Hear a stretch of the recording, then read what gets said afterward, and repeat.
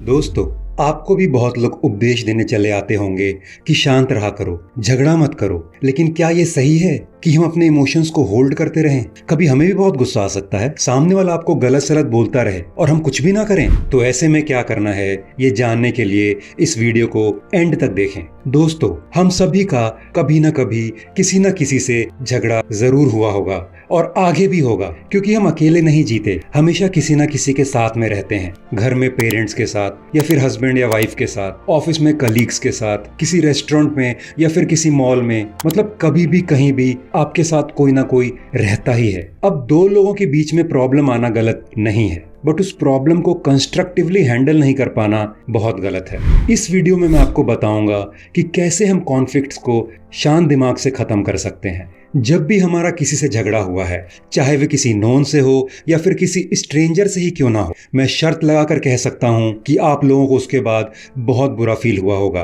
लेकिन अभी वो सोच सोच कर दीवार पर सर मारने की जरूरत बिल्कुल भी नहीं है, बल्कि आपको उन एक्सपीरियंसेस से सीख लेनी चाहिए। मेरा एक्सपीरियंस ये कहता है कि ऐसे वक्त में हमें साइलेंट रहना चाहिए। But let me tell you guys कि ये बोलना बहुत ही आसान है, बट सच में कर पाना बहुत मुश्किल। वो कहते हैं ना कि easy in theory but difficult to practise. मुझे अपने जीवन में याद है कि मैं कई परिस्थितियों के लिए अपने जीवन में रिग्रेट फील करता हूँ, जहां मुझे गलत शब्दों की उल्टी करने के बजाय चुप रहना चाहिए था। दोस्तों, अगर सबसे पहली बात जो सारे नहीं तो ऑलमोस्ट 99% प्रॉब्लम्स की जड़ है, वो है ईगो। हाँ, आपने सही सुना, ये ईगो ही तो है जो खुद को हमेशा सही और दूसरों को हमेशा नीचे या गलत दिखाकर खुश रहता है। अब बहुत से लोग ऐसा बोलेंगे कि अपने ईगो को हम ही क्यों दबाएं, सामने वाला भी तो कुछ शांति दिखाए। अब मैं आपसे ऐसा बिल्कुल भी नहीं कह रहा कि ये मत करो या वो मत करो, आपको जो सही लगता है आप वो ही करो। लेकिन मैं अपने सालों के एक्सपीरियंस से बताना चाहूंगा कि जब जब मैं अपने क्रोध वाले इमोशंस के साथ बहा हूं, in the heat of moment, मैंने जो भी बोला या किया है, उसके बाद मैं और भी ज्यादा हर्ट, और भी ज्यादा एंग्री, और भी ज्यादा अपसेट, और कई बार तो बहुत ही ज्यादा शर्मिंदा हुआ हूं।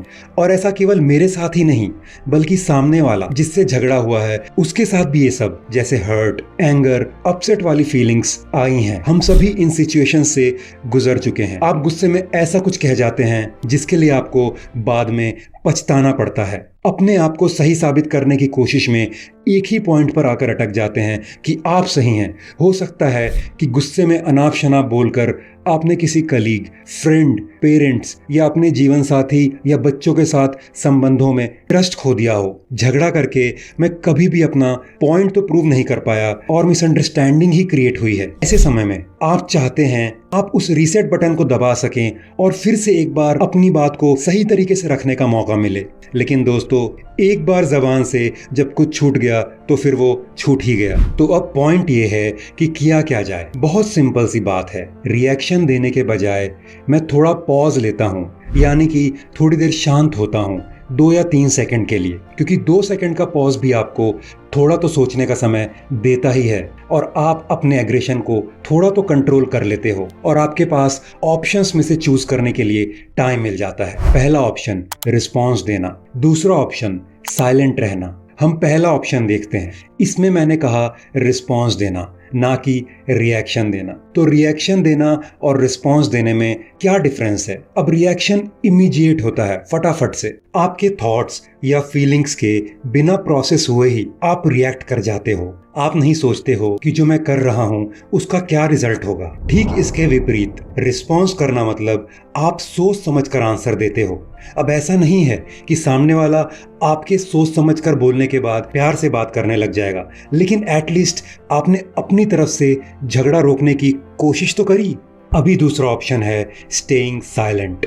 अभी जरूरी नहीं कि हम हर जगह रिएक्ट करें। एक बात अपने अंदर अच्छे से बैठा लीजिए, और वो ये है कि दुनिया का हर इंसान आपका रिस्पॉन्स डिजर्व नहीं करता। ठीक वैसे ही जैसे कि एक हाथी भौंकते हुए कुत्ते पर पलटकर जवाब नहीं देता। अब मैं नहीं जानता कि आप कौन सी सिचुएशन में रिएक्ट करो और कब साइलेंट रहो, बट मैंने अपने लिए एक थंब रूल बनाया है। जिन लोगों की मैं केयर करता हूँ, जो मेरे अपने हैं, मेरे फैमिली मेंबर्स या फ्रेंड्स हैं, अगर उनसे कोई प्रॉब्लम होती है तो मैं रिस्पॉन्ड करना पसंद करूंगा, क्योंकि मैं चाहूंगा कि वो मुझे सुने, जाने और मेरा ओपिनियन समझें, और साथ ही में मैं उनको भी बोलने का मौका दूंगा। अभी जिसको मैं जानता ही नहीं या जिससे कुछ लेना देना ही नहीं है, वहां मैं साइलेंट रहना ही पसंद करूंगा। दूसरा रूल यह है कि मैं सामने वाले की इंटेंशंस को समझने की कोशिश करूंगा।